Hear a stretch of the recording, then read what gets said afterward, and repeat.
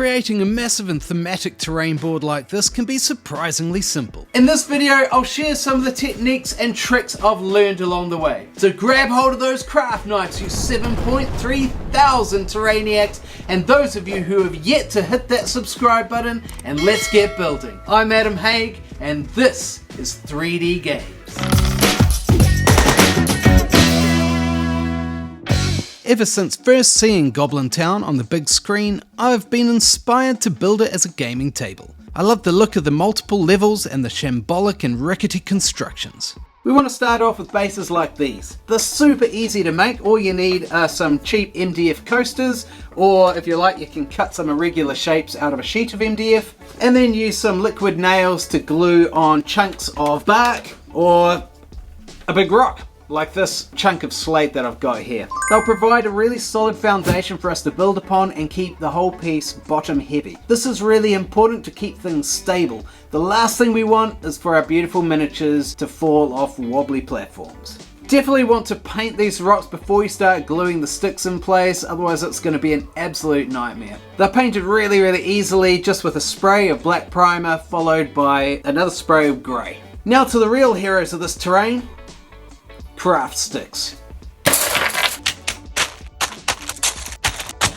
These skinny little coffee stirrers are great because they're already at the right width to be convincing at this scale, whereas these popsicle sticks, they'll need to be split, but they are the cheaper option. With a sharp knife and persistence, you will end up with a satisfying pile of miniature timber that has a lot of variation in terms of thickness and shape.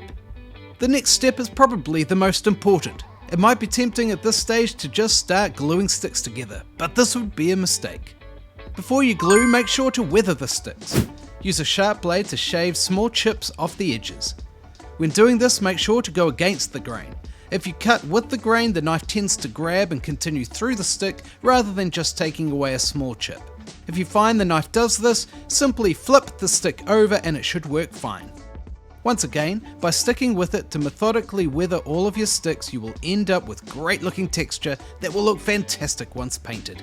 Now I will freely admit that it's not a great idea to drink beer while using a very sharp object, and if you're a little squeamish you may want to skip forward a couple of seconds. My pinky finger, ouch.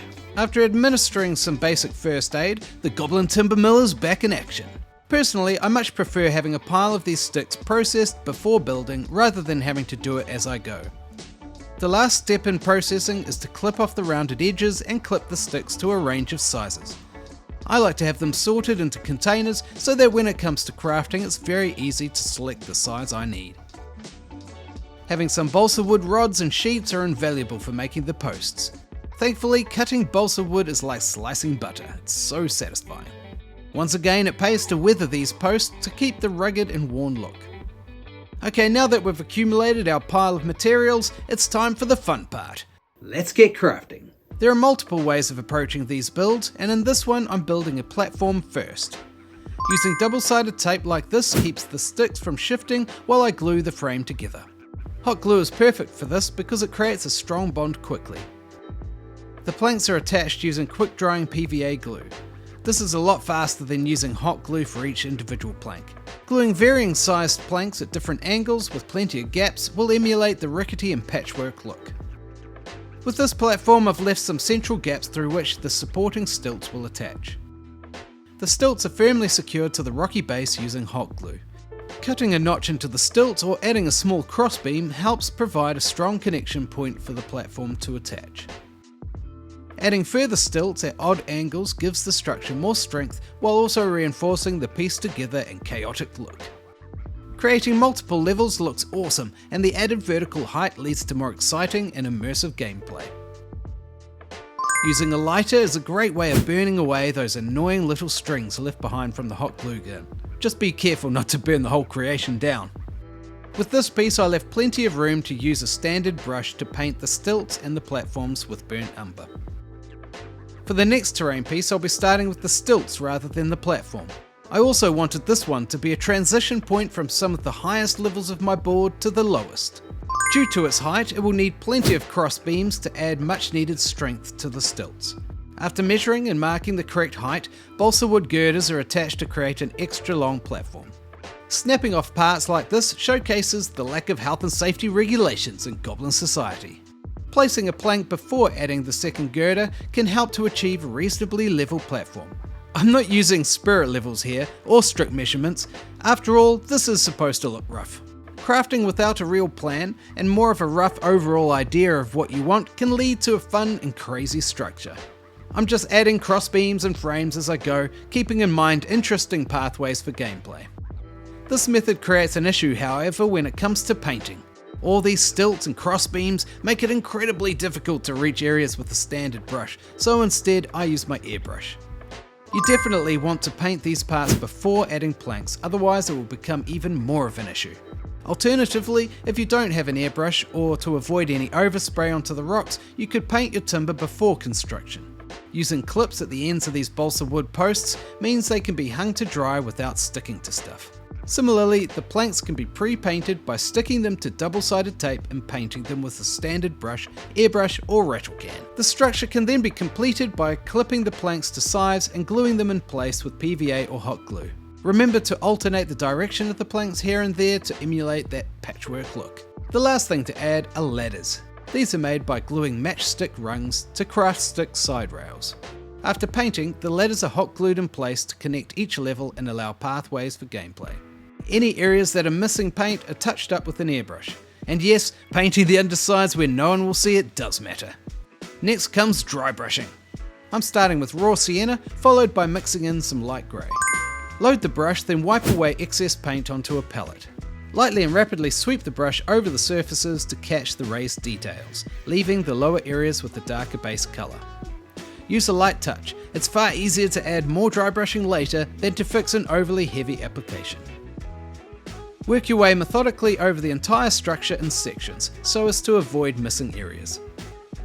When adding the lighter colour, focus more towards the outer edges of the planks to give them more definition. This is where the time spent weathering pays off and the texture really starts to pop. Okay, now we have two more Goblin Town structures to add to the board, and it's time to apply all these techniques to the centerpiece I made in the previous video, Goblin's Cave.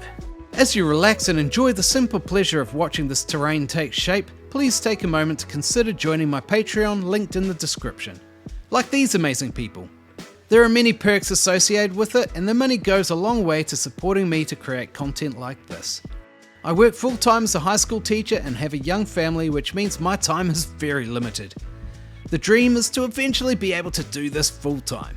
Another way to support the channel is to purchase your hobby supplies through my affiliate links listed in the description. Please like and subscribe and drop a comment below. I'm considering producing some high quality battle reports using my terrain, so if that's something you would like to see, let me know. And finally, if you want to see more of my Goblin Town content, please check out the links in the description or the Goblin Town playlist on the 3D Games channel. Adding the latest 3 pieces to my Goblin Town board adds more interesting pathways and focal points, and I cannot wait to have it swarming with filthy goblins hunting Thorin's company as they desperately attempt to flee the Goblin King. Well, this board is really starting to take shape. In the next video, I'll finally be finishing this project, so stay tuned and I'll see you here next time. Until then, good hobbying everyone. I almost forgot. I'm sure by this stage many of you have been wondering where and how are you going to store all this stuff.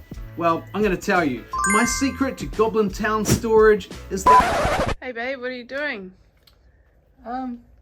Just having a bit of a browse at storage solutions and stuff for storing things.